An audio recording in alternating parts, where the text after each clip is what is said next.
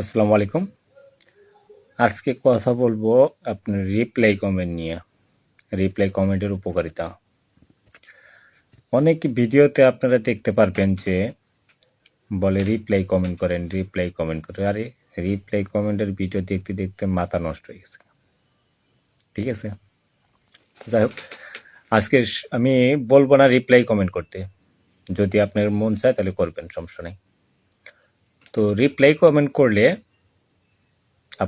আপনি যখন একটা ভিডিওতে যে কোনো পোস্টে গিয়ে যে ভিডিওতে আপনি রিপ্লাই কমেন্ট করবেন, তো যখন আপনি রিপ্লাই কমেন্ট করবেন, কমেন্ট করার লগে লগে তার পোস্টে আপনি যার কমেন্টে রিপ্লাই করবেন তার ওখানে নোটিফিকেশন চলে যাবে।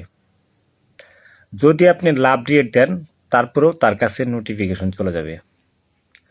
যখন আপনি রিপ্লাই কমেন্ট করবেন তখন সেও আপনাকে পাল্টা রিপ্লাই দিবে।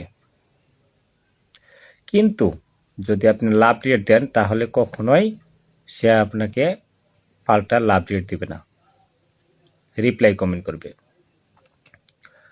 তো যখন আপনার কমেন্টে রিপ্লাই আপনার পাল্টা রিপ্লাই দিবে, আপনার কমেন্টে বা রিপ্লাই কমেন্টে পাল্টা যখন রিপ্লাই দিবে, একদিন, 2 দিন, 3 দিন, একটা লোকের কমেন্টে যখন আপনি অনবরত কমেন্ট করবেন তখন দেখবেন অটোমেটিকলি সে তার পরিবারে একদিন, আপনার পরিবারে একদিন আইসা পড়ছে, আইসা কমেন্ট করছে। ঠিক আছে, তো এইভাবে যদি আপনি অনবরত সামনে যে পোস্টগুলা সেগুলা যারা কমেন্ট করছে তাদের কমেন্টে যদি আপনি রিপ্লাই করেন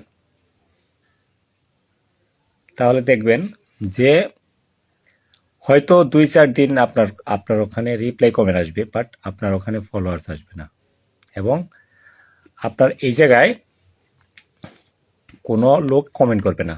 যখন আপনি 1 সপ্তাহ টানা রিপ্লাই কমেন্ট করে যাবেন, যাদের কমেন্টে আপনি রিপ্লাই কমেন্ট করবেন তারা দেখবেন আপনার পরিবারে আইসা পড়ছে, কারণ সে জানে যে আমার কমেন্টে সে রিপ্লাই করে এবং সে আমার পোস্টেও কমেন্ট করবে আমি যদি তার পোস্টে কমেন্ট করি। ঠিক আছে, তো আজকের মতো রিপ্লাই কমেন্টের উপকারিতা অবশ্যই আপনারা ভালোভাবে বুঝতে পারছেন। ধন্যবাদ সবাইকে।